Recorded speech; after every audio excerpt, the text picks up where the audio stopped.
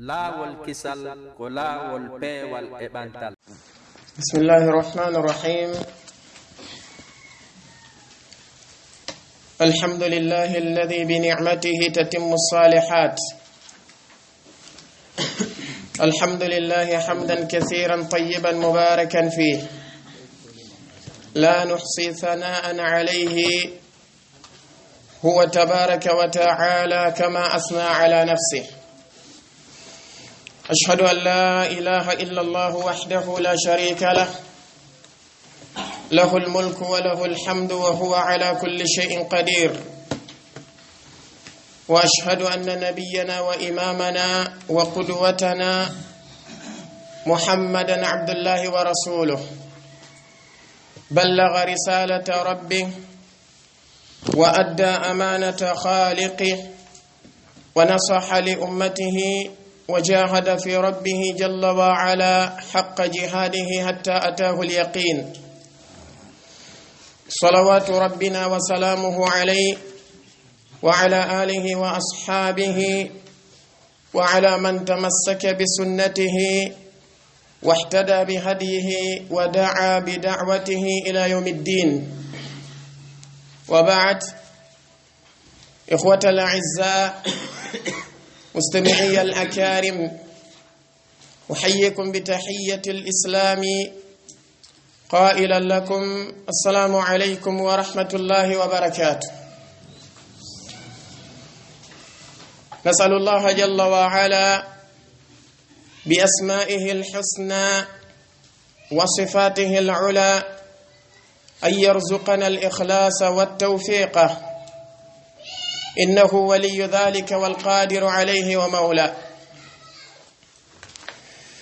نشكره تبارك وتعالى ونحمده على ما يسر لنا من هذا الاجتماع المبارك، اجتماع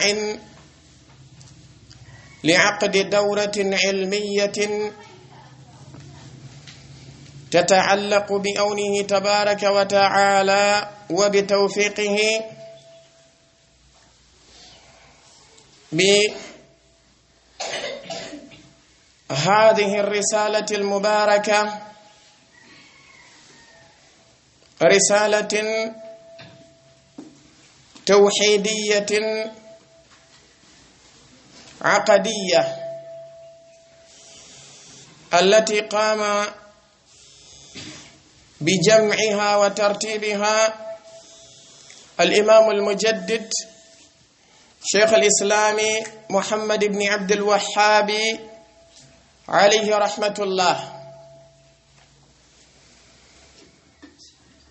والرسالة بعنوان 6 مواضع من السيرة، أي السيرة النبوية، سيرة النبي محمد صلى الله عليه وآله وسلم. فالرسالة بين فيها شيخنا رحمه الله جل وعلا أشياء من حياة النبي صلى الله عليه وآله وسلم وحالته، أشياء تتعلق بتعليم التوحيد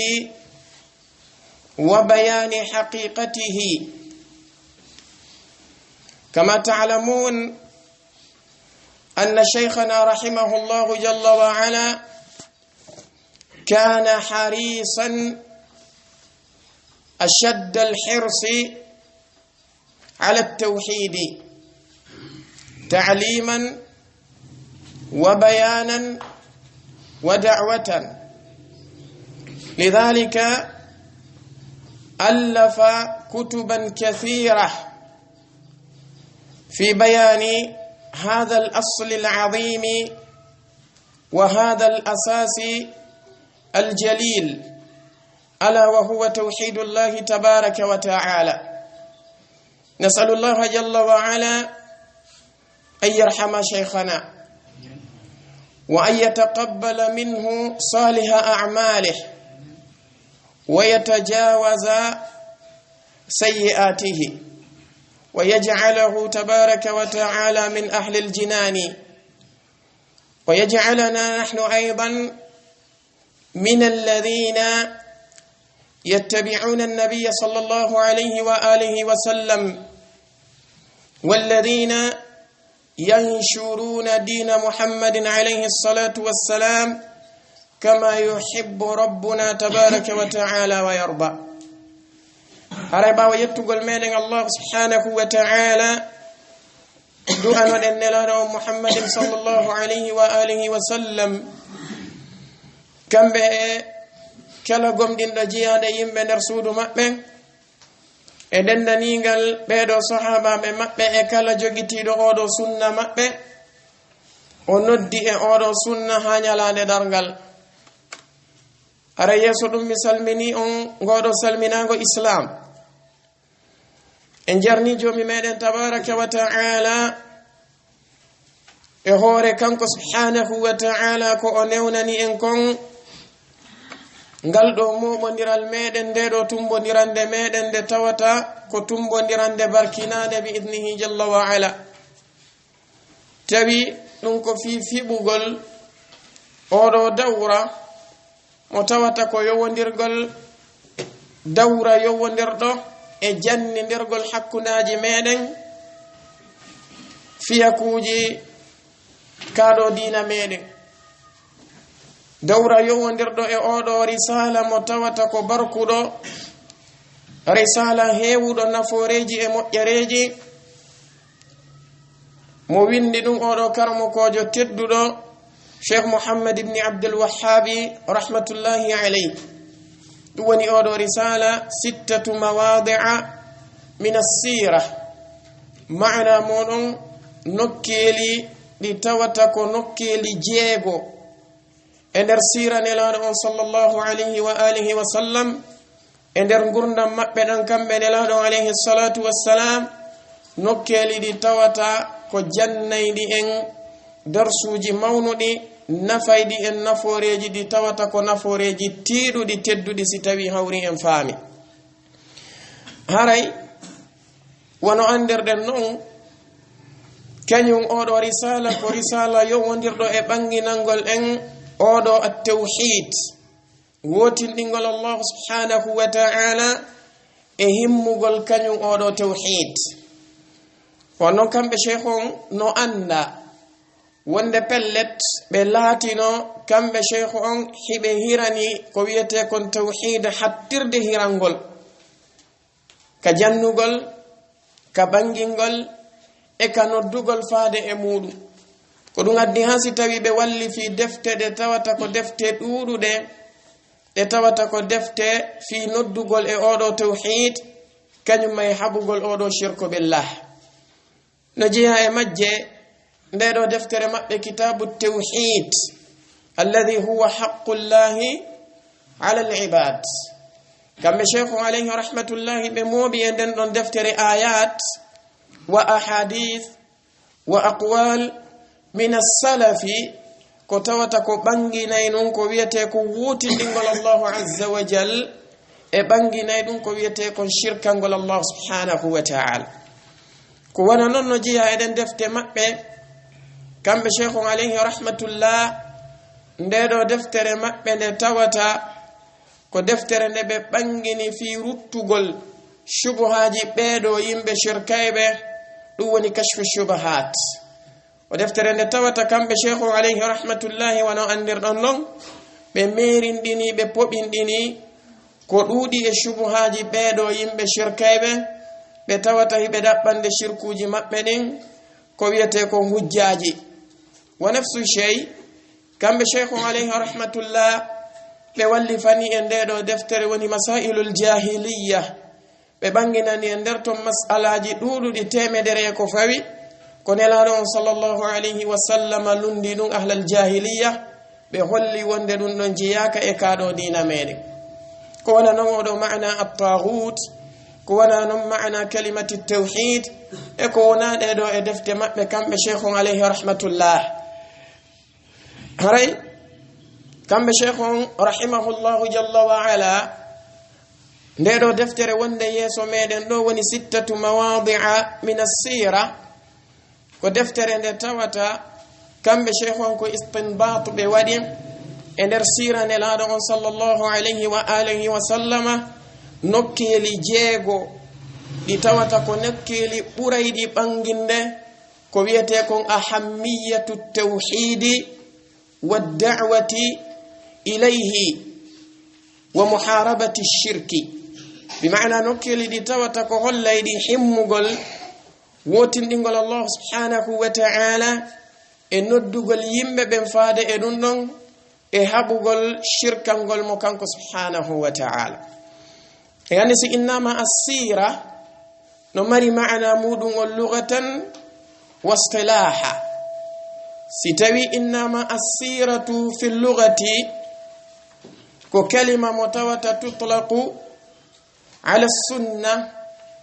wa at-tariqati wal halati ay al halati allati yakunu alayha al-insanu wa ghayruhu ndari ka mu'jamul wasit kanyuma e ka mukhtaru siha hebe janti dum do ndarto wonde si tawi hawri innama as-sira maana mudum ko hala arab no ara ko faanda ko as-sunnah no arande wonde tawa ko faanda ko at-tariqa du woni lawol no arande wonde hara ko faanda ko al-hala ay al-halatu allati yakunu alayha al-insanu wa ghayruhu al-hali mutawata ko mo latoto e hoore mudum odo neddanke kanko e ko namo maana mun si innama siratul insani ay ko halatuhu allati yakunu alayha maana mun ko al-hali makko kanko odo neddanke mo o latoto e hoore mudum on ko dadi jommenen tabaraka wa ta'ala ni annabi Musa alayhi salatu wassalam kanko Allahu o yamirnobe yobe bugotu gordu mabbe non alqima fi yaminika ya Musa kambe annabi Musa alayhi salatu wassalam be bugi tu gordu ndum wonti bolli molanangi kambe annabi Musa be huli Allahu wi be khudha wala takhaf sanu'iduha sirataha al-ula ay sanu'iduha halataha al-ula bima'na hoccu kanyun tuggordu ndu wata hulu hoccu ndu ko pellet bima'na men artira ndi boddi e alhaali tuggordu ndu woni alhaali mo tawata koko wonno konka arande lawol idan ko dum no wiyete as-sira lughatan ko kalima tutlaqu ala as-sunnah wa tutlaqu ala at-tariqati وتطلق على الحالة التي يكون عليها الإنسان وغيره أما السيرة اصطلاحا ستوي إنما السيرة كاصطلاحات العلماء كأننا ذكر مكوب بن كسنغو شريعة كبوري ربي تعريف ونالون كفانا كون السيرة النبي صلى الله عليه وآله وسلم بماكي كدوني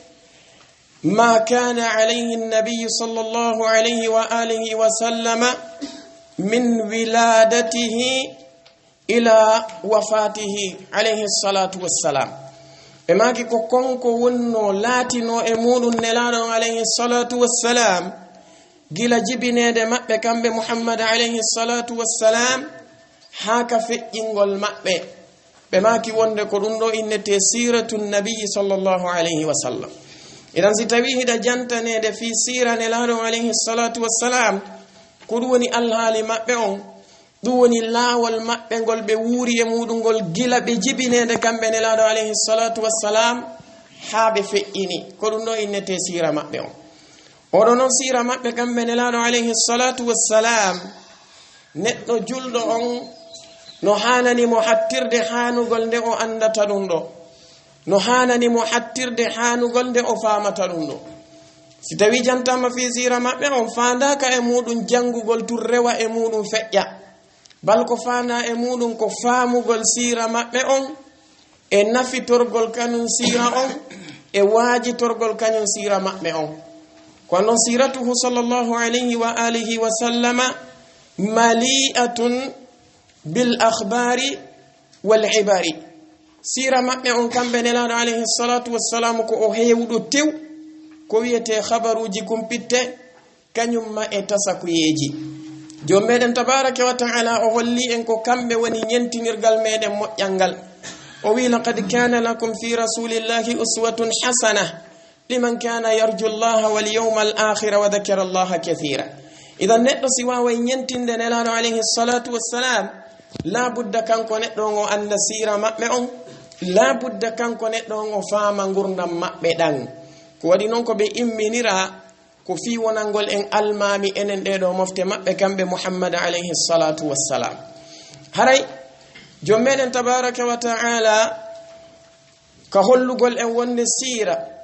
si tawi hawri neɗɗanke jantanama sira tentini sira nelaɗon alayhi salatu wassalamu ko fiyo o tasko kanko neɗɗo on ko fiyo o faamu kanko neɗɗo on o waajitora naren allahu tabaraka wa taala taska o jantani nelaɗon alayhi salatu wassalamu siraji ɓeɗo annabaɓe e ɓeɗo nelaɓe ɗuɗuɓe e maɓɓe kanko allahu tabaraka wa taala o ɓanginani nelaɗon alayhi salatu wassalam wonde ko o addiri ɗum ko fi hon ɗum ko yo tabintinir ɗum ɓernde maɓɓe nden kamɓe nelaɗo alayhi salatu wassalam kanko allahu tabaraka wa taala o yamiri nelaɗo alayhi salatu wassalam yoɓe jantano en ɗiɗo qissaji fi hon ɗum yemmiji to taskoɗen faqsusil qasasa laallahum yatafakkarun o wi qissanoɓe ɗiɗo qissaji ɗi men qissanima fi kamɓe yoɓe miijitorɗiɗoɓe tasko idan haray sira nelaɗon alayhi salatu wassalam ko o akhbarun wa ibar neɗɗo on ko be o anda ɗum ɗon kanko julɗo on fiyo o anduɓe kamɓe nelaɗo alayhi salatu wassalam o heɓa naforeji heewɗi cheikh on alayhi rahmatullah ɓe fuɗɗori risala maɓɓe on oɗo basmala ɓe maki bismillahi rrahmani rrahim ɗum ɗo hiɗen andi ko iqtida'an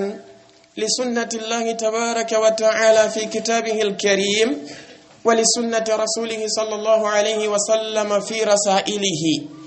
نونكو نينتيغول الله سبحانه وتعالى كقرآن على مكو تدوني ونون كانكو جومين تبارك وتعالى چورتيجي دي دندانيغال ماجي كقرآن سوى البراء كانكو الله تبارك وتعالى وفطوري دين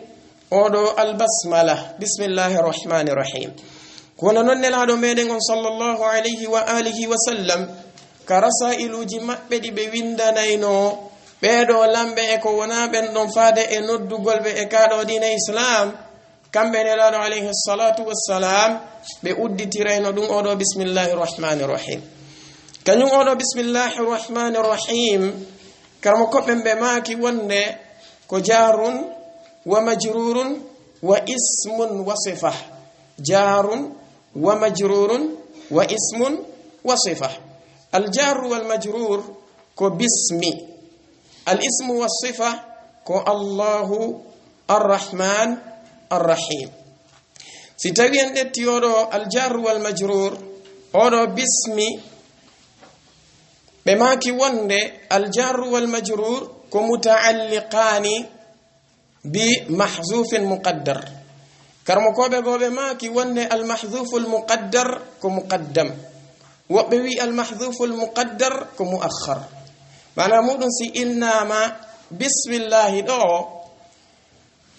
بماكي معنى مودن ko hunde tawata no faana e mudum goddum bi maana no yowa e hoore goddum ko tawata no monta kono no ebba jonnon konko monta ebba don karmo ko be go maki ko dum ardina wobbe go yaari wonde ko dum sakkintina maana mudum neddo si tawi hawri himo firde odo bismillahir rahmanir rahim koy alhali mo o woni e mudum on o nattata e mudum masalan si tawi kanko neddo ngo nyaama woni bismillah ko imma wona akulu bismillah madum bismillah akul don al aklu on ko on do woni al mahdhuf al muqaddar jonnon si tawi kanko mahdhuf al muqaddar o wadama muqaddam do wonay akulu bismillah si kanko mahdhuful muqaddar on o woni muakhar wonay bismillahi akul idan kanko neɗɗo on simo ñamude o wi'i bismillahi ma'ana muɗum ko imma akulu bismillah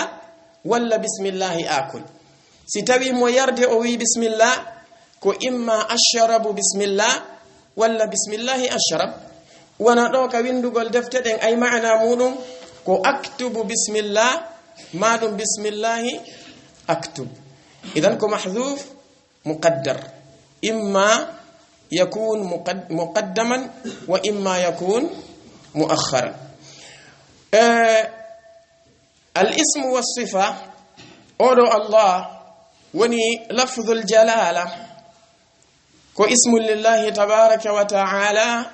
بل كرمكو بغماكي وندكو كانكو وني أعظم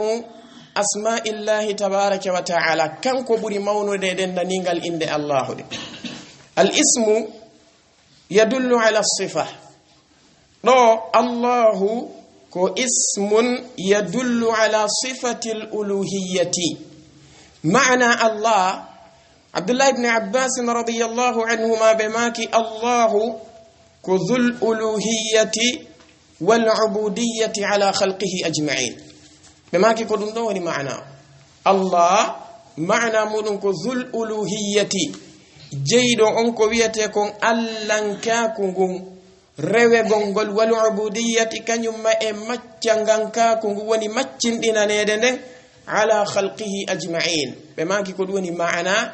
Allah wa huwa ismun yadullu ala sifati al uluhiyya amma ono ar-rahman ono ko ismun karamo ko be maki ala wazni fa'alan ismun yadullu ala sifati ar-rahmah ko inde nde tawata ko tindinande e hoore oɗo sifa arrahma jonno maana arrahman ko dhurrahmati al'ammati ay bi maana arrahmati alwasi'a ala khalqihi ajma'ina fi dunya bi maana ko joy yurmede nde tawata ko yurmede huubitunde yaajonde e dow tagore makko nde denda ningal mayre ka gurdan aduna ɗo amma arrahim onnon ko ismu mo tawata ko wondo ala wazni fa'il maana makko on kanko arrahim ko dhur rahmati al khassati bil mu'minina yawm al qiyamah ay fil akhirah ko kanko woni joyyurmede nde tawata ko hertinde nde wonande beedo gomdimbe tun kala akhara kono no woni maana mudum idan aray oɗo albasmala wana jantorde non ko jarrun wa majrurun wa ismun wa sifa hara hiɗen andi wondema maana makko on ɗo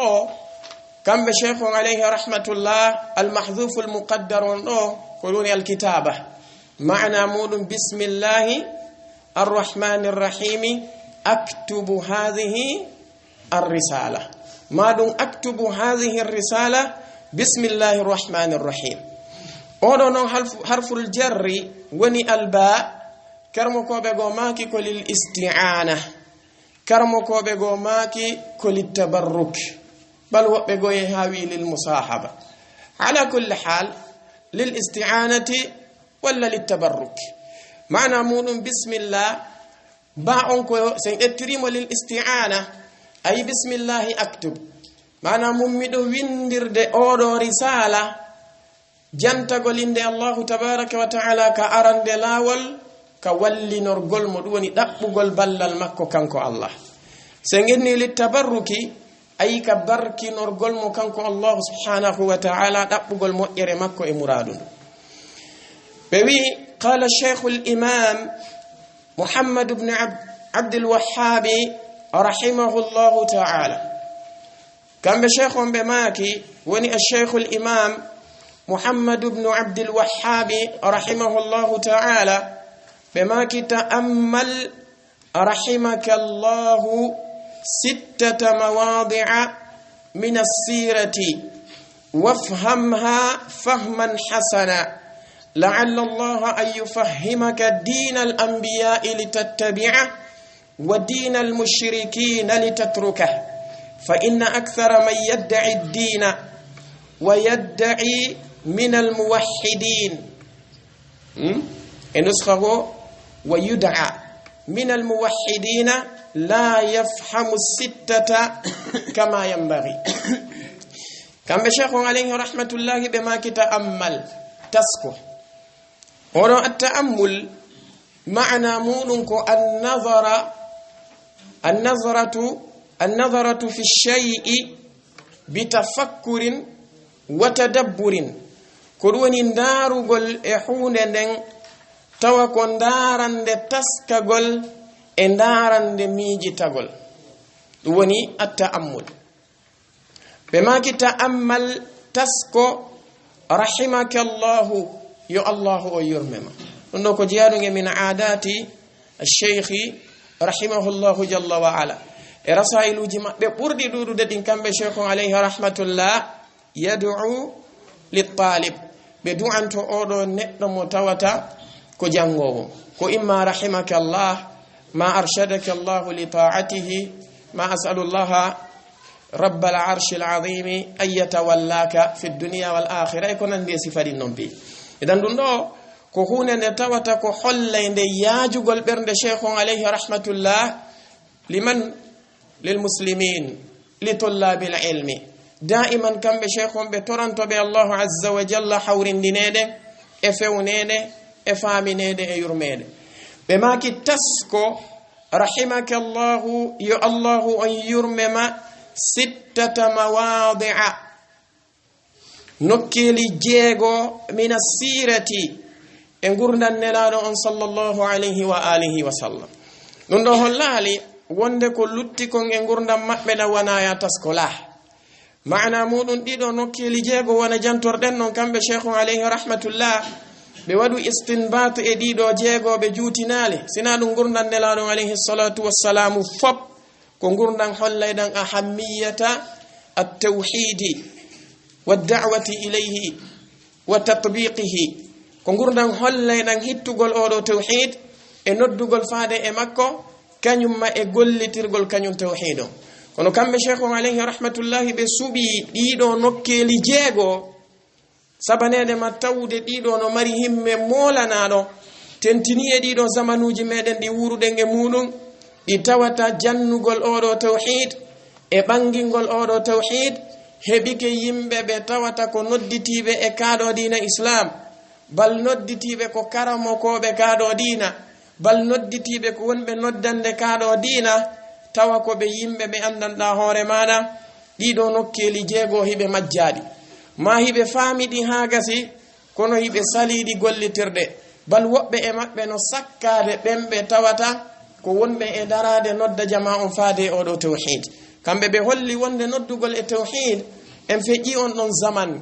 hande ko zaman mo tawata jama on ko haton jini ko ila al akhlaq wa ila al adab wa ila al thaqafa ko be haton jini ko jikkuji kanyum ma e nediji kanyum ma e pinal noddugol be tawhid dum ko zaman mo tawata ko fi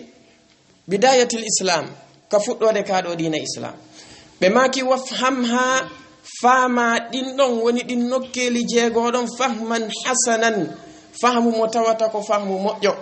ko wadi neddo himo wawi arde o tasko hunde ha gasa kono o famande fahman sayyi'an fahmu mo tawata ko bondo no heewi e yimbe be tawata be nata e qur'an be janga qur'an be janga ayaje qur'an kono be famade famu mo tawata ko bondo sen detti ben wa ala ra'sihim ash-shi'a ar-rawafida be do shi'a ar-rawafida ko kambe woni hore dum don wa nafsu shay'in najiya e mabbe karim ɓeɗo ɓe tawata ko aljahmiya kañum may mu'tazila e asha'ira e ko nandi e sifa ɓeɗo ɓe naata ɓe janga qur'ana ha gasa kono ɓe faama ɗum faamu mo tawata ko faamu bonɗo ɗum ɓe maki wafham ha faama ɗin nokkeli ɗon fahman faamu mo tawata hasanan ko moƴƴo ɓe maki la'alla allaha no gasa kanko allahu tabaraka wa ta'ala an yufahhimaka nde o faamintama no gasa o faamine kanko allahu azza wa jalla diina al anbiya'i diina beedo annababe litattabi'ahu fi ya jokku kan dina non wa dinal mushrikina o famina ma dina shirka ben kadi litatrukahu fi ya accunu senginna madinul anbiya en fo meden hiden andi ko dinun wahid ala wa huwa dinut tawhid dina annababe ben beden langal mabbe ko dina wota ko woni dum ko dinut tawhid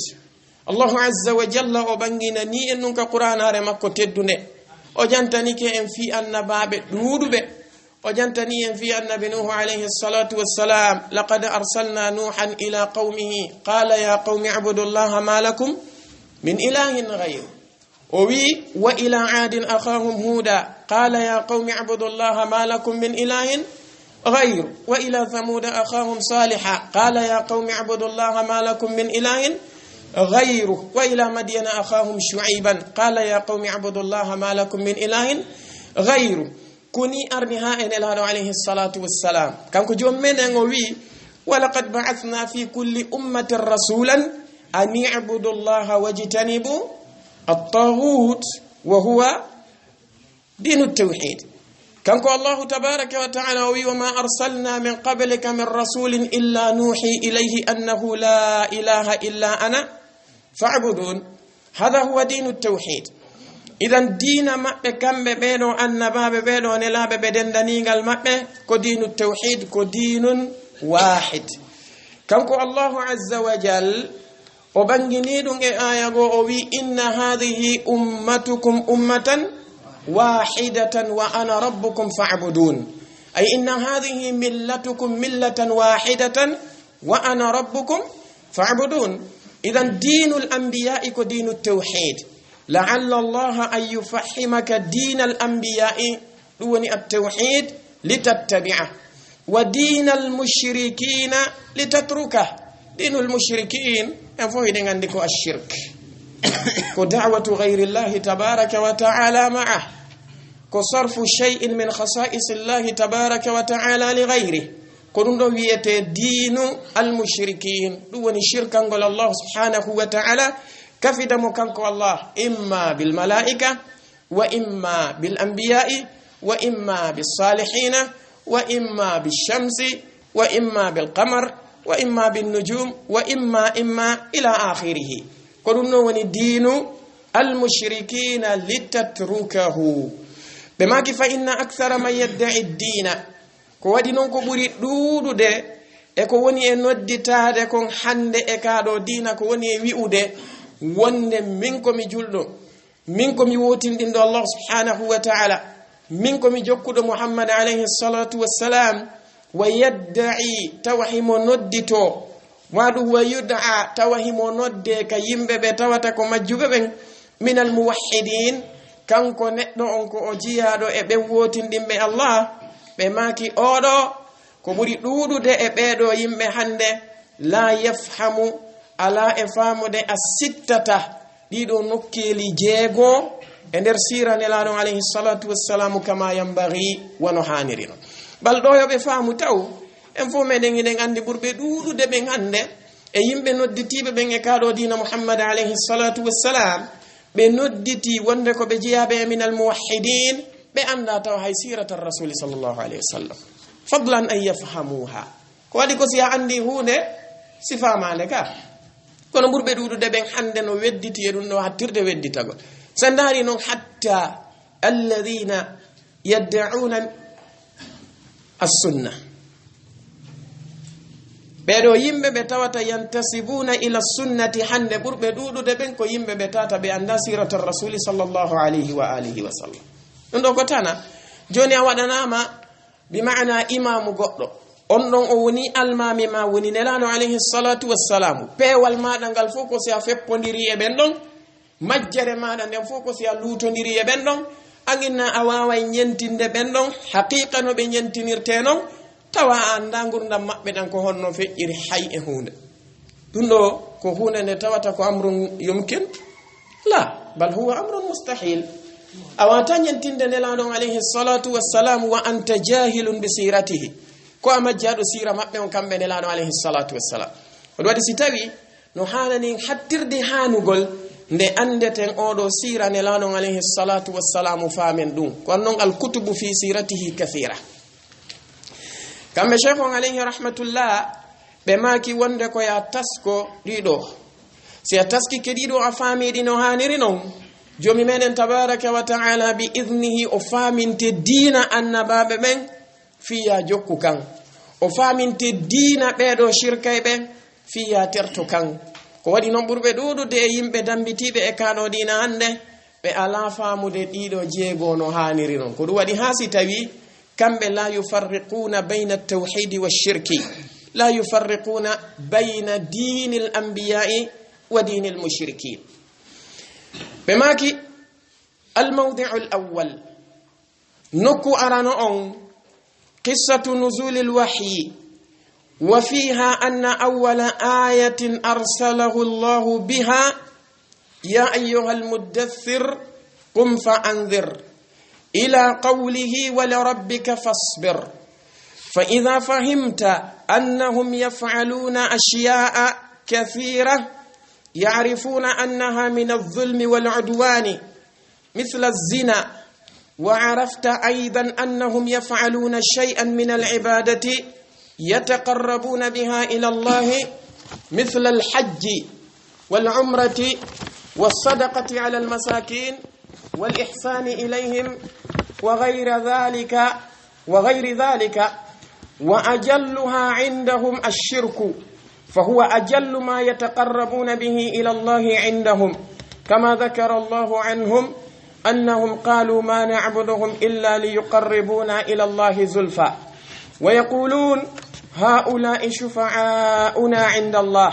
وقال تعالى إنهم اتخذوا الشياطين أولياء من دون الله ويحسبون أنهم مهتدون فأول ما أمره الله به الإنذار عنه قبل الإنذار عن الزنا والسرقة وغيرهما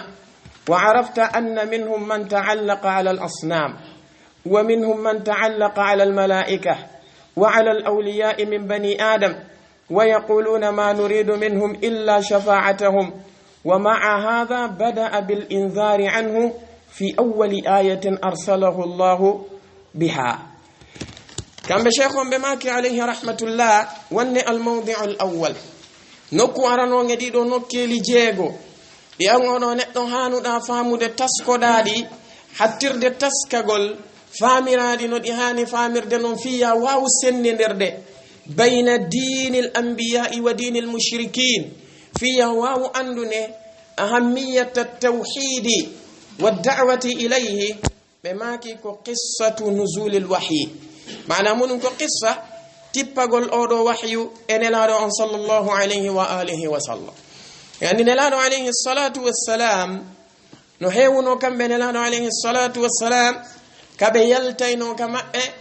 بسينو كغار حراء كم بنلادو صلى الله عليه وسلم برير الله تبارك وتعالى فطرم الله جل وعلا تجب هور مولون لوني ملة إبراهيم عليه الصلاة والسلام كم بنلانو عليه الصلاة والسلام بوني نون دمون متوتك جوتو حانيان دغوري الله سبحانه وتعالى إمني ملك الوحي وني جبريل عليه الصلاة والسلام كم بجبريل بيربتين لانو عليه الصلاة والسلام كان يرفمين يعني قصة يما من عائشة رضي الله عنها هي بجنتني يمو كم جبريل عليه الصلاة والسلام ما بتوين لانو صلى الله عليه وسلم كان يرفمين بماكي اقرأ لانو عليه الصلاة والسلام بماكي ما أنا بقاري أي لا أحسن القراءة بماكي جنغو لانو ماكي عليه الصلاة والسلام من بواوتا جنغو يا تا جنغو كواني نونو أندا كان أميا لا يكتب ولا يقرأ بواوتانو ويندو دي كامبي صلى الله عليه وسلم كذلك بواوتانو جنغو دي كو ويندا الله عز وجل نجي حكمة مكو ودي نون نلانو عليه الصلاة والسلام فيهن نجي هايمونو في بيدو يمبه فرابه وتبي نلانو صلى الله عليه وآله وسلم كو كامبي جودي وينديري ندو قرآن رجود مبنه watabe innu wonde nelaɗo alayhi salatu wassalamu ko e ko ɓe jangi e defte yawtude ɗen ma e bindi yawtude ɗin ko e ɗum ɓe ɗetti ɓe yuɓɓi kañum nde ɗo qur'anare allahu waɗi tawi ɓe wawata windude tawi ɓe wawata jangude ɓe wawata no windude ɓe wawata no jangude kono ɗum e ɗum muɗum heferaɓe ronkano ko ɓe wowla woɓɓe e maɓɓe dari wi'i wonde ko asatirul awwalina iktatabaha fa hiya tumla alayhi bukratan wa asila woɓɓe go dari wi ko shi'ir woɓɓe wi ko sihir woɓɓe dari inni wonde innama yuallimuhu bashar ɗum e ɗum woɓɓe kadi wi wonde iftarahu min indi nafsihi ɓe yewti konguɗi ɗi tawata ko konguɗi ɗuɗuɗi e muɗum ha jomi meɗen tabaraka wa taala o wi innakum la fi qawlin mukhtalif onon ɗon e konngol ngol tawata ko luutodirgol ko wonɗon sifade nelaɗo amen on e qur'ana amen on tawna gotum ko wonɗo wolde makko ko wana gotum woɓɓe no wiide ɗum ɗa woɓɓe no wiide ɗum ɗa jibrilu alayhi salatu wassalam ɓaɓe makani ɗum nelaɗo on sallllahu alayhi wa sallam ɓe maki ma ana bi qari on sati ɓe nangi nelaɗo alayhi salatu wassalam ɓe ɗibbi ɓe kamɓe nelaɗo alayhi salatu wassalam ɓe accita kadi ay jibrilu accitiɓe ɓe maki iqra ɓe maki ma ana bi qari ɓe nangi ɓe kadi ɓe ɗibbi ɓe on sati ɓe accitiɓe ɓe maki iqra ka kamɓe jibrilu alayhi salatu wassalam ɓe jangani ɓe ɗeɗo ayeje joyi arane ɗen ka surat al alaq kamɓe jibrilu alayhi salatu wassalam ɓe wahini e ɓe tippini ɗum ɗon e nelaɗon alayhi salatu wassalam immorde ka jomi meɗen jalla wa ala ɓe acciti nelaɗo alayhi salatu wassalam ɓe yalti ɓe hoti ka suudu on sati ɓe ari ɓe tawi yumma meɗen khadijata ɓe makani ɓe zammiluni suddelan waɗi noon tawi ɓe heeɓi ko satti moƴƴa fewdo ɓe wonno ka nder fammere ton ko ɓe waddi e jibrilu alayhi salatu wassalam yumma meɗen khadija landiɓe ko honɗum woni fiyake on sati ɓe humpiti ɓe fiyake on kamɓe yumma meɗen khadija ɓe maaki wonde lan yukhziyaka allah subhanahu wa ta'ala o bonnata fima an o jasintama few ɓe janti sifaji nelaɗo alayhi salatu wassalamu tedduɗi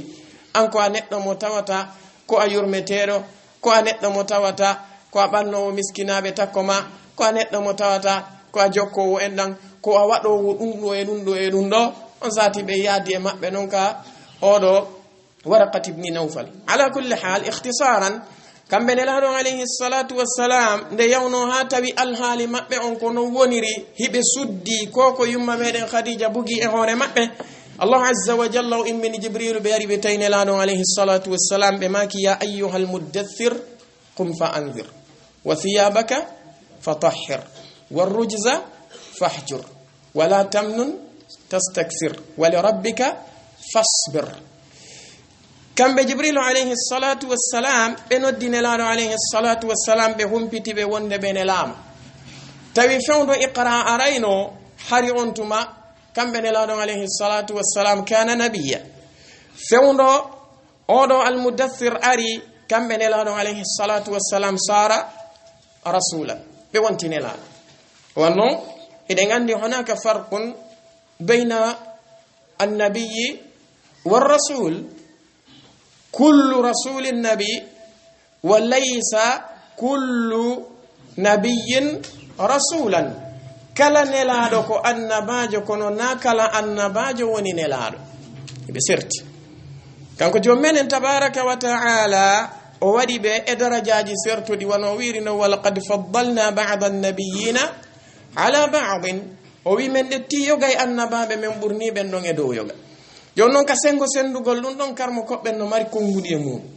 ɗum woodi karmo koɓe yaaruɓe wonde annabiyu ko alladi yuha ilayhi walam yumar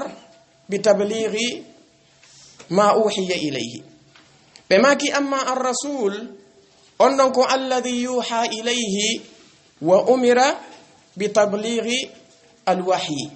yani ko innete annabajo ko on mo tawata wahyu tippike e makko kono kanko annabajo on o waɗɗinaka yo immo o yaha o nodduya yimɓe ɓen kono noon o suuɗata kadi konko wahyina e makko o janna yimɓe ɓen o wurtanayɓe kono o waɗɗinaka immagol yaha nodduyan amma arrasul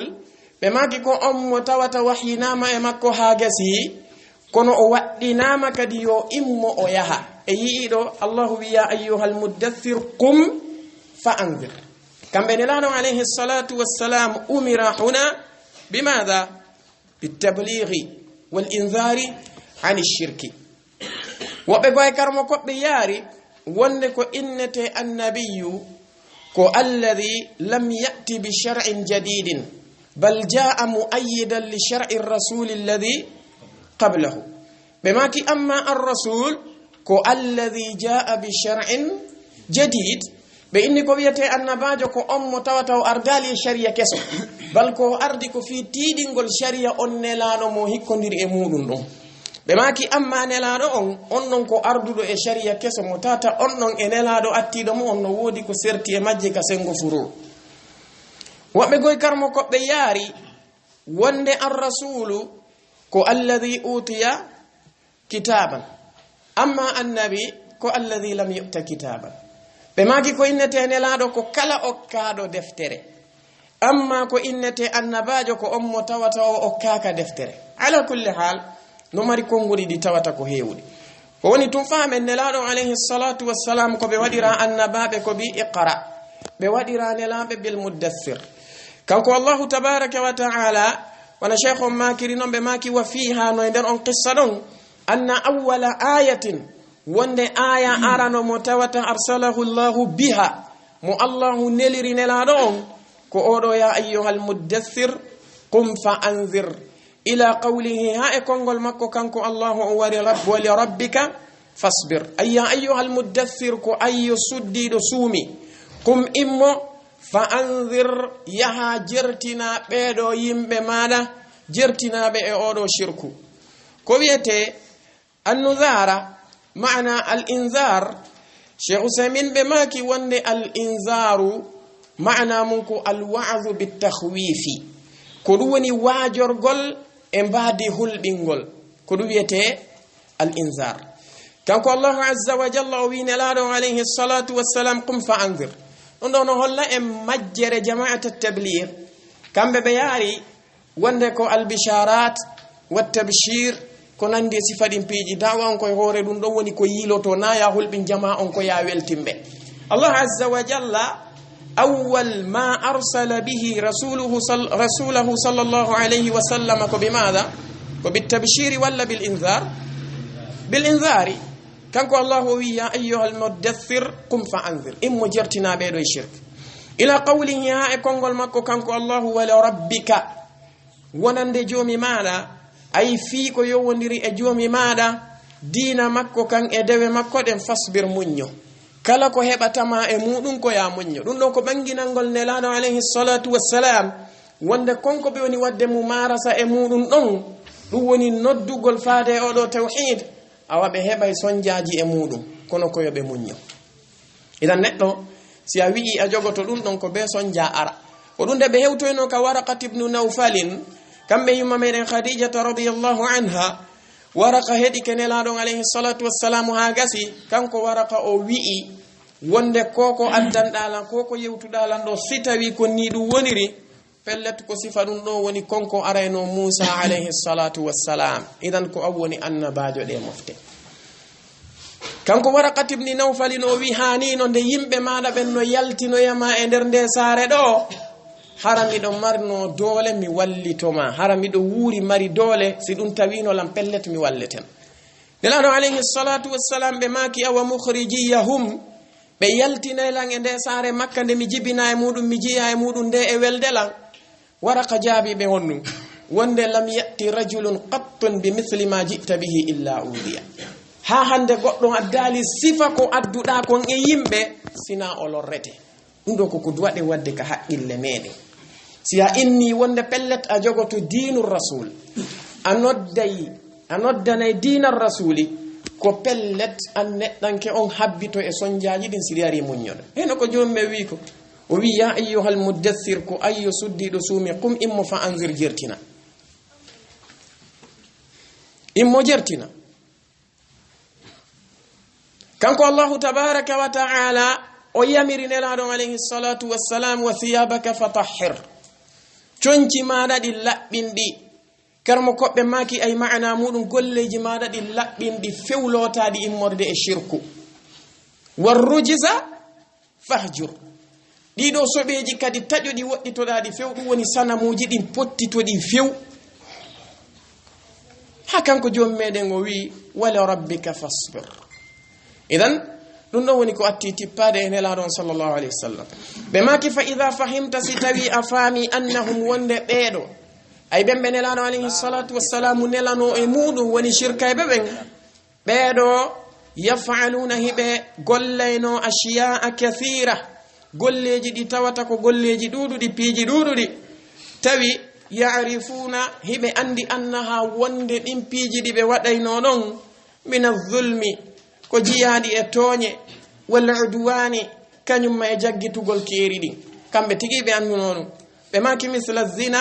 sifa oɗo zina mana muɗum ɓeeɗo ɓe nelaɗo alayhi salatu wassalamu nelano e muɗum wona shirku tum ɓe waɗayno. ɓe hari waɗayno zina, ɓe yarayno beere, ɓe wujjayno ko wona noon, ɓe ñamayno jawle yimɓe hara ko tooñe, ɓe jamayno jawle al yatima wa nafsu shay'in, ɓe warayno jiwoy koye tawata ko bobuwoy koye bonna hay e hunde, ɓe rufayno ƴiiƴe ɗe tawata ko ƴiiƴe harminaɗe rufegol, ɓe waɗayno piiji heewuɗi e bonondaji e bakkatuji. gal bonondaji ɗi ɓe waɗayno fewdo on zaman no ɓuri tiiɗude e bonondaji ɗi tawata ko wona ɗi waɗede ɗin e oɗo zamanu meɗen hande kasengo bakkatuji. wannon enen hande ɗo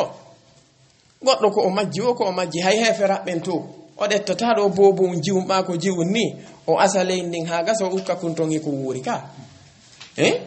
kamɓe noon kanu yafaluna dalik. kono ɗin boneji ɗon e ɗuɗuɗe, ɗin boneji ɗon e tiiɗude, nelaɗon alayhi salatu wassalamu ɓaɓe ne laama allahuma kanali ɓe yaw wiyaɓe o ɓe accitu ɗin boneji ɗon taw. kanko allah subhanahu wa ta'ala ko o yamiri nelaɗo alayhi salatu wassalam ko yaw wi'aɓe yoɓe terto shirkangol allah, o terti ɗi boneji ɗa kadi won ɗon taw. sabu ɗon honnu si tawi kamɓe ɓe tertike ɗi boneji ɗa ɓe tertaki shirku on, hara hay joni ɓe moƴƴali ko waɗi ɓe tertike ko ɓuri e fanɗude kom, ɓe jokki ko ɓuri e mawnude kom. joni noon si ɓe wawi tertade oɗo shirku, ɓe jogitike tawhid on, hande kadi ɓe wawoyay tertoyade ɗiɗo boneji, tawa si ɓe tertoyi kadi kadi ɓe heɓay moƴƴere ka makko kanko allah. famane moƴƴa ɓe maki wonde si tawi hawri a faami ɗum ɗo wa arafta aidan a andi kadi annahum wonde kamɓe ɓeeɗo shirkaynoɓe yafaluna hiɓe waɗayno shay'an goɗɗum min al ibadat, ay piiji ɗi tawata ko jeyanoɗi e dewe, yataqarrabuna biha ila llah, ko wonno baqiyatu dini ibrahim harino e maɓɓe. no waɗi piiji ɗi tata ko jeyanoɗi e dina annabi ibrahima kan hiɓe jogitino ɗin ɗon. ɓe maki misla al hajji, sifa oɗo hajju, ɓe yahaynoɓe hajjuya kono hay e nder hajju maɓɓe on tawi ɓe shirkoray. wal umrati kañum may umra ɓe shirka, ɓe wala ɓe inna labbayka allahumma labbayka labbayka la sharika laka illa sharikun huwa laka tamliku huwa ma malak. kamɓe hoore maɓɓe ɓe waɗayno ɗum ɗo, ɓe innano hiɓe hajjoyde e nder hajju maɓɓe ngun ɓe inna ko allahu ɓe woni rewde, ɓe waɗayno umra ɓe inna ko allahu ɓe woni rewde. wa sadaqati ala al masakini, e ittugol sadaka kadi e hoore ɓeɗo miskinaɓe, ɗum woni okkugol ɓe, wal ihsani ilayhim, e moƴƴagol e maɓɓe, wa gayri dhalika, e ko wona ɗum ɗo fuu ɓe waɗayno e moƴƴereji ɗi tawata ko moƴƴereji andaɗi, ɓe jokkayno enɗan,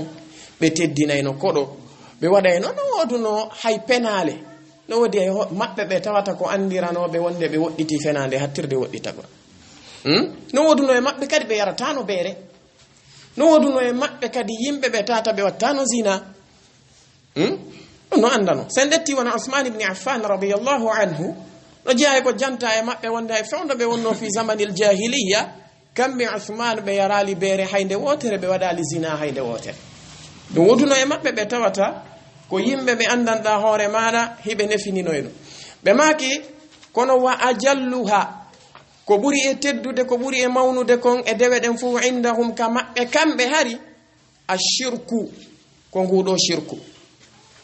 fa huwa kangu shirku ngun ajallu ɓuri mawnude ma yataqarrabuna bihi ila llahi indahum, ko ɗum ɗo ɓurno mawnude e dendanigal ko ɓe ɓattorayno kon allah subhanahu wa ta'ala ka maɓɓe. kama dhakara allahu anhum, wona allahu jantori noon immorde maɓɓe annahum wonde kamɓe qaalu ɓe wi'uno ma na'buduhum illa liyuqarribuna ila allahi zulfa. allahu wi walladhina ittakhadhu min dunihi awliya'a ma na'buduhum illa liyuqarribuna ila allahi zulfa. ɓe dari ɓe jogiti reweteɗi go ko wona allah azza wa jal,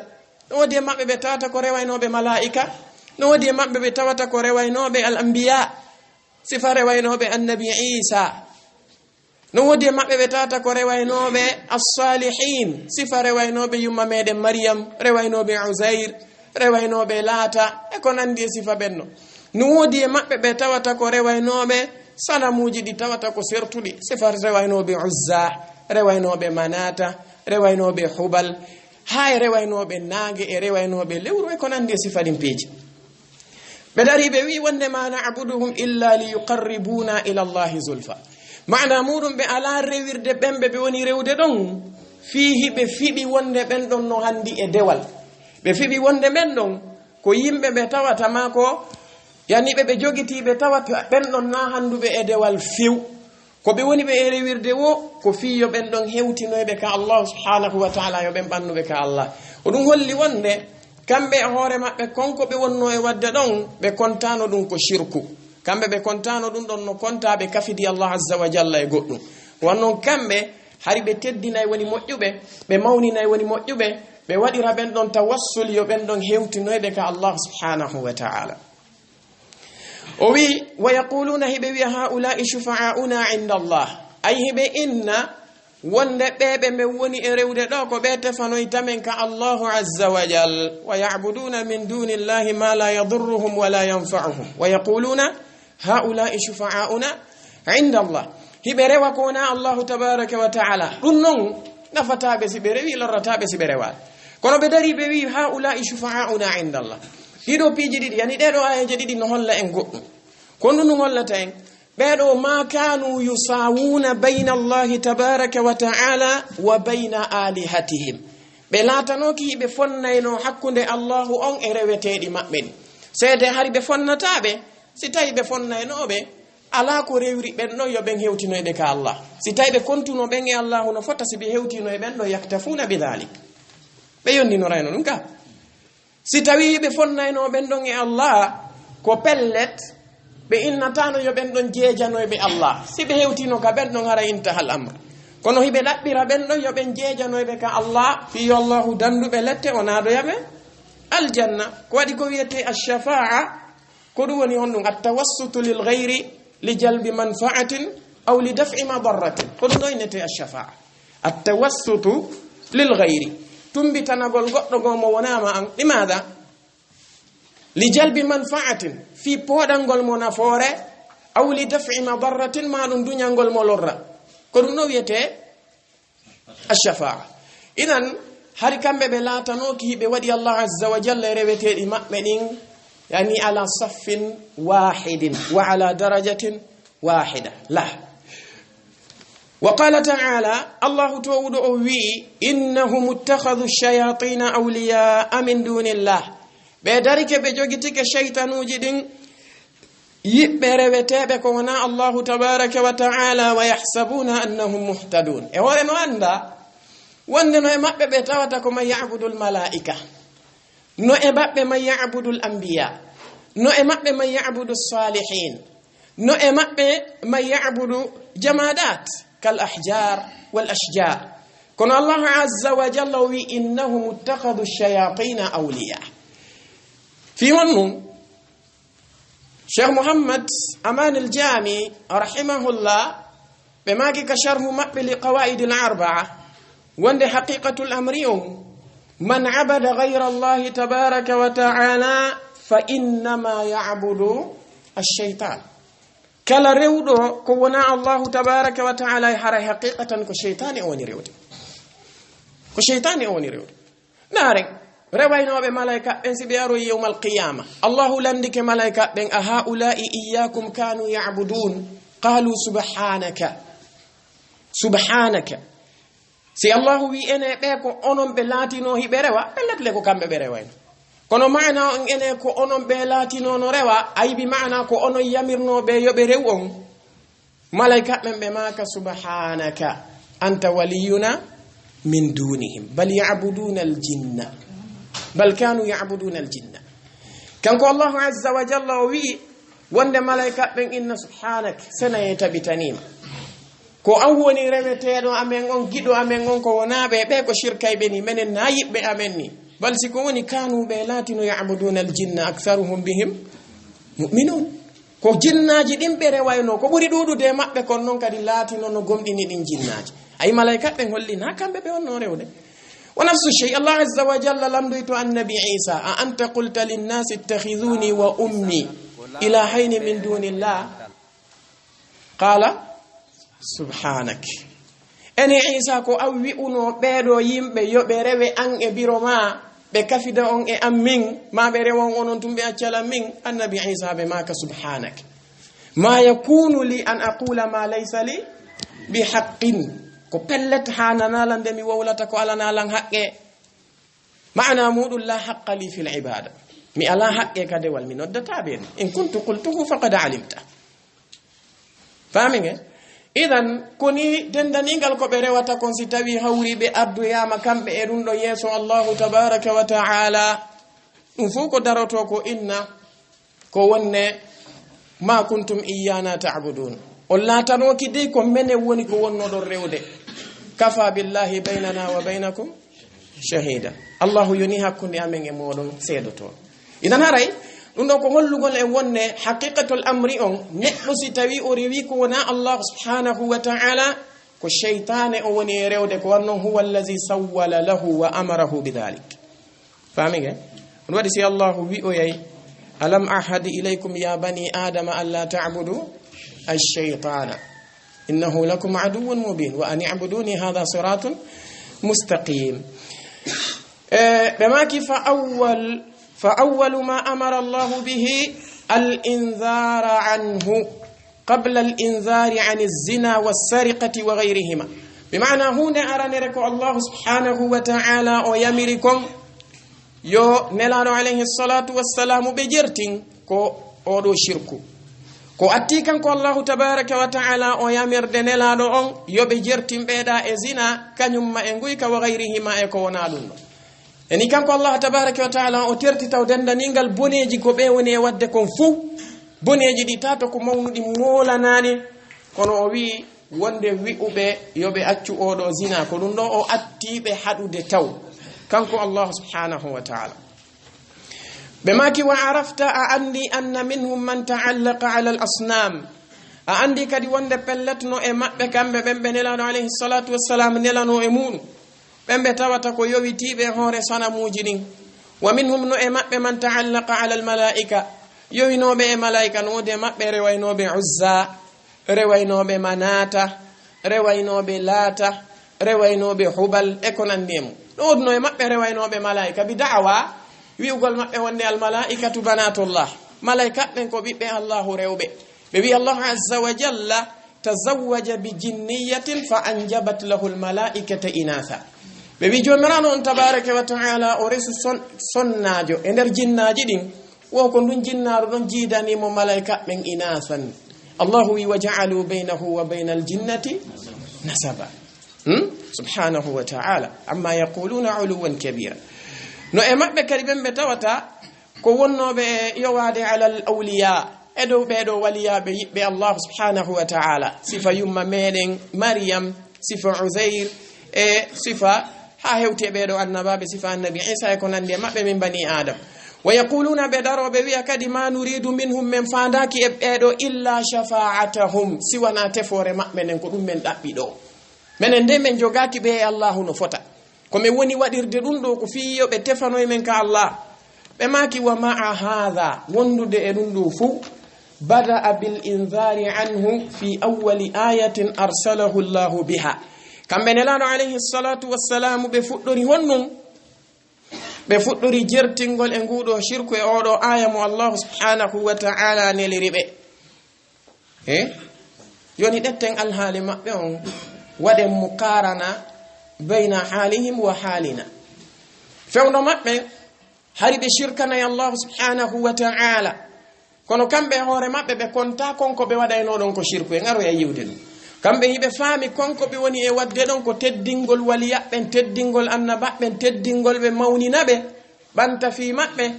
joni noon hiɓe ɗaɓɓi on ɗum yo ɓen ɓannuɓe ka allahu yo ɓen tefanoyɓe ka allah ɓe waɗayno ɗum ɗimmitel muɗum ɓe warayno wonkiji harmuɗi warugol ɓe yarayno beere ɓe zinayno ɓe wujjayno ɓe ñaamayno jawle al yatima no woduno yawiɓe biro muɗum no woduno toñaynoɓe ɓenguli muɗum no woduno toñaynoɓe miskinaɓe no woduno taƴuɓe enɗam alhaaliji maɓɓe ɗin ko ni wawno artiren e alhaali meɗen on hannde enen kadi hannde sen ndaari no woodi ɓe tawata ko yimɓe wonɓe shirkande Allah no woodi ɓe tawata ko wonɓe innude no mawninde annabaɓe e nelaɓe haa ɓe kafidaɓe Allah ka ala no woodi wonɓe mawninde waliyaɓe haa ɓe feƴƴintinaɓe e martaba maɓɓe on ɓe kafidaɓe Allah subhanahu wa taala no woodi wonɓe yarde beere no woodi wonɓe wadde zina no woodi wonɓe warde wonkiji no woodi wonɓe ñaamude riba e ko nandi e sifa ɗin peeji kono si tawi hawri en taskike alhaali maɓɓe on e alhaali meɗen on no nandi ka nanda no nandi jon noon nana yimɓe no inna wonde enen hannde haton jina yimɓe ɓe nodde e tawhid jama on machallahu ko julɓe kon ndeelo e yimɓe nodditiɓe julɓe hannde ɓe tawata ɓe anda maana at-tawhid Abu Jahli bete no anduno koni maana at-tawhid mo anduno maana la ilaha illa Allah njelo fottata hannde ka yasitaɓe andaɓe wa maa dhalika yimɓe innama no jama machallah muwahhidun wa nafsu shay ko njelo woni ɗo yimɓe ɓe tawata ɓe anda shurutu la ilaha illa Allah en fof de gandi idha fasada shartu fasada al mashrutu alayhi ko njelo woni ɗo yimɓe ɓe anda nawaqidul islam ko njelo e yimɓe naati ɗo e shirkangol Allah tawa kamɓe ɓe konti ɗum ko ta'ziman lil awliya'i was salihin ɓe daroɓe innama wonde machallah jama ko ɓe muwahhidun la yahtajuna ila at-tawhid بل يحتاجون إلى الأخلاق والآداب والثقافة ونحو ذلك نوك مشكلة يعني نلان عليه الصلاة والسلام بدأ بالتوحيد بما فإن أحكمت هذه المسألة يعني فإن أحكمت هذه المسألة أي فإن فهمت هذه المسألة كما ينبغي ستوي فاميري أورو مسألة نهانيري نون فيا بشراك بما weltare maɗa welo maɗa ko wanno haraya faami ko tata yimɓe buyno ɗawa faamugo si a andi wonde si a ari a tawi yimɓe ko yimɓe ɓe tata ko shirkanaɓe Allahu tabaraka wa taala haysi ɓe nodditi ka islam ɓen ko hanaɓe andinede tawhid ko hanaɓe rentinede e shirku taw ko atti kala hunde haray ko pellet ya faya bushrak ɓe maki khususan maana oɗo khususan ay la siyaman تنتنين إذا عرفت أن ما بعدها أعظم ولا أعظم من الصلوات الخمس تنتنين ستوي هوري أني وند ليس بعدها على باو أولو بمعنى مسألة ونكوية تيكون noddugol yimɓe ɓen e tawhid jannugol ɓe oɗo tawhid ka nder diina islamu ala ko teddi e dendanigal golleji ɗin ala ko mawni e dendanigal golleji ɗin ɓaawo ɗum ɗon min as-salawatil khamsi ka e ɗiɗo waktuji joyi juuleteɗi ala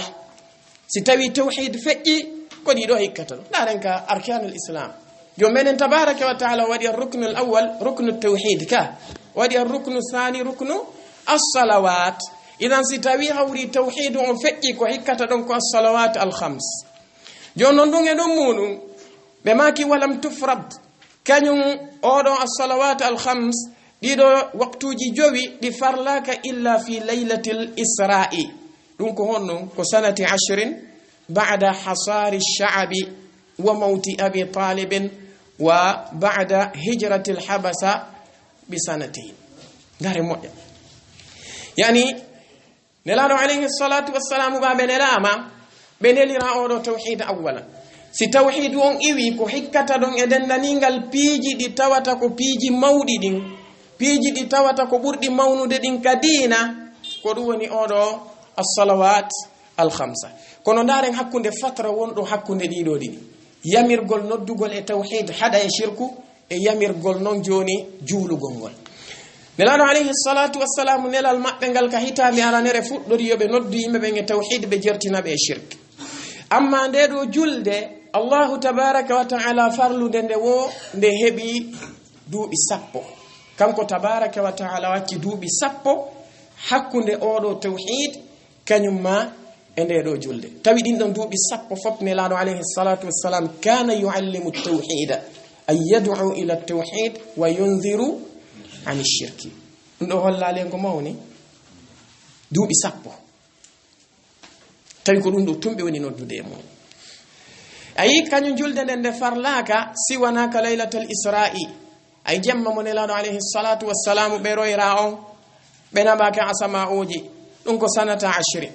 hitande 10 nden ba'da hasari sha'ab ɓaawo kamɓe banu hashim kañumma e yeru sahabaɓe yogaɓe gomɗinɓe nelaɗo alayhi salatu wassalamu ɓe ala ɓe bako e muɗum e nder saare makka nden koɓe naɓano ka jooli makka ɗon duuɓi 3 ɗum ko hitande 7 ɓe naɓaɗo mana mun nelaɗo alayhi salatu wassalam ɓa noddiɓe faade e tawhid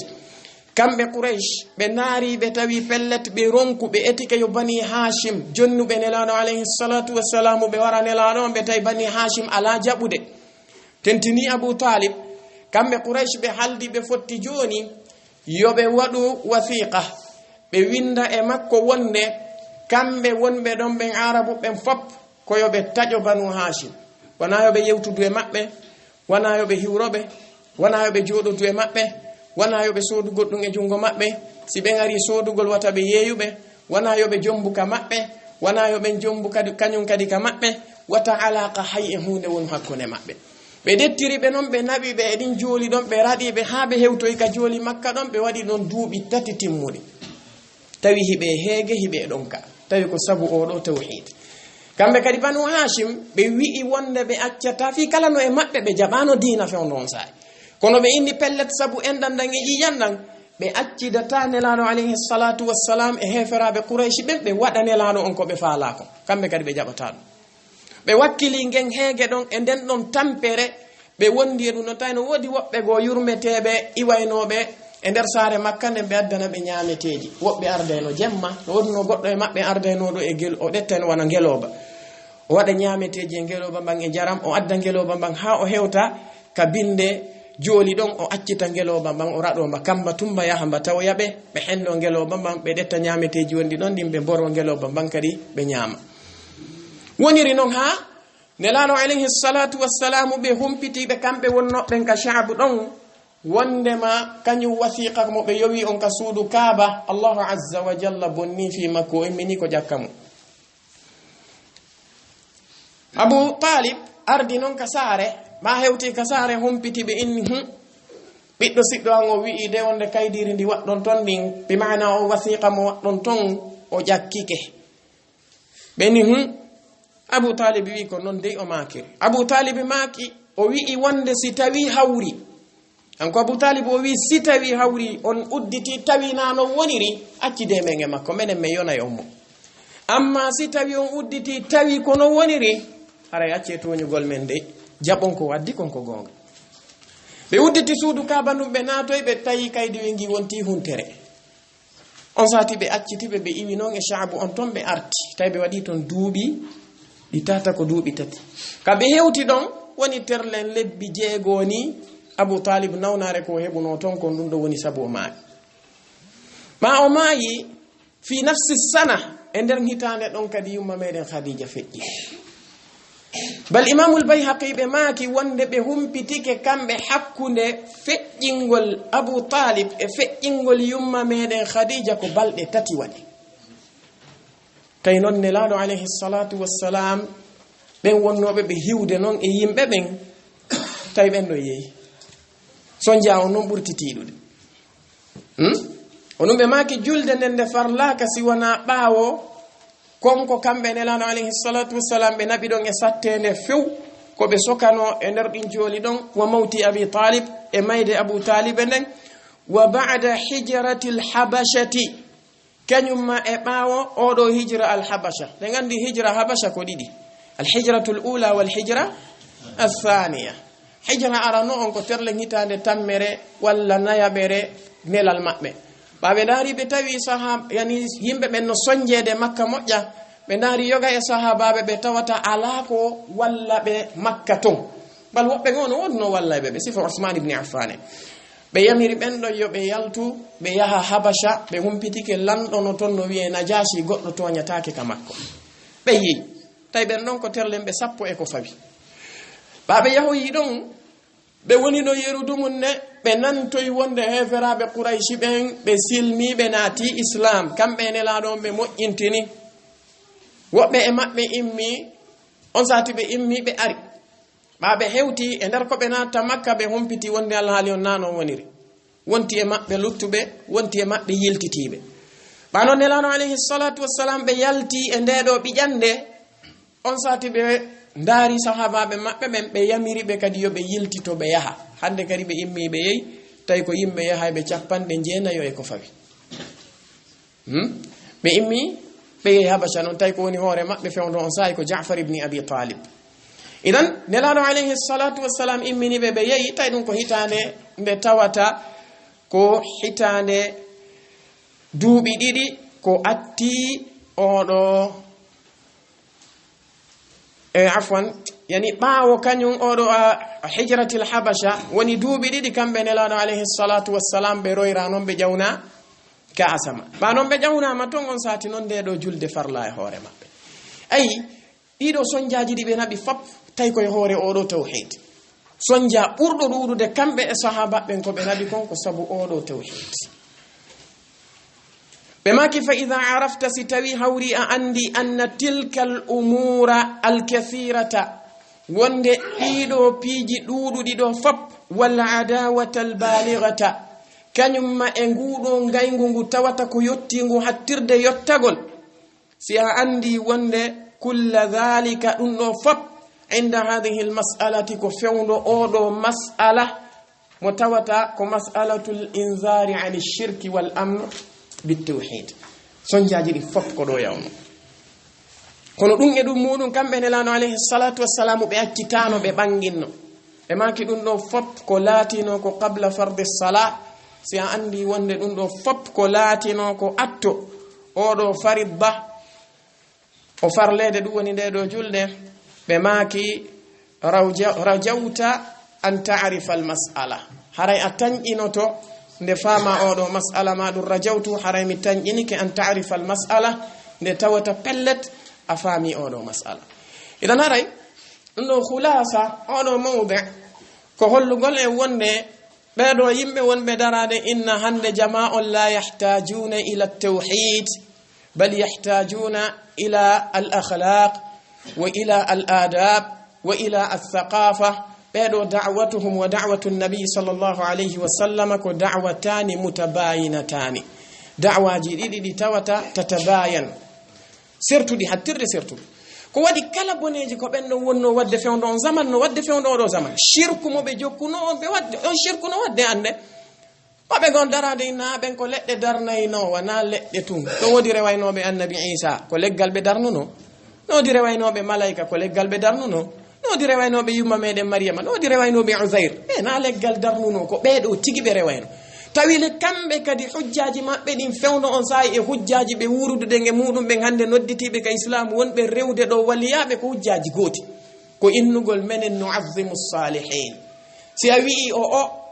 on alaɓe e mawninde dey on rewayɓe woni ɓelle ɓe nafata on si on rewiɓe ɓe lorrata on si on rewaliɓe ɓe na onon on teddina waliyaɓe eyi ko ɓe wi ko nelaɗo wo nelaɗo yenni waliyaɓe ɓe yenni moƴƴuɓe ɓe ɗum ɗon none ɓen ɗon e none meɗen on ko goto idan da'watu nabiyi sallallahu alayhi wa sallam awwaluha ko al inzaru an ash-shirki wal amru bit tawhid duuɓi 10 arani ɗin kon oɗo waɗi yandi wakkiloɗen jogoɗen ɗum janne yimɓe ɓen tawhid jangen tawhid faamen tawhid janne yimɓe ɓen tawhid nodden ɓe mum en innatade naqtasiru bidhalik lakin hadha huwa al aham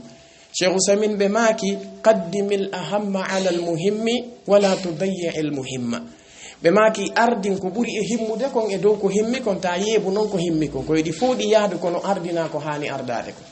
ono enen jama hande yantaqiluna min at-tawhid ila ghayrihi tawi noon al amru al asasi ko al intiqalu min ghayrihi ilayhi lal intiqalu minhu ila ghayrihi fahmi na'am idan naqif huna wa nastarih insha Allah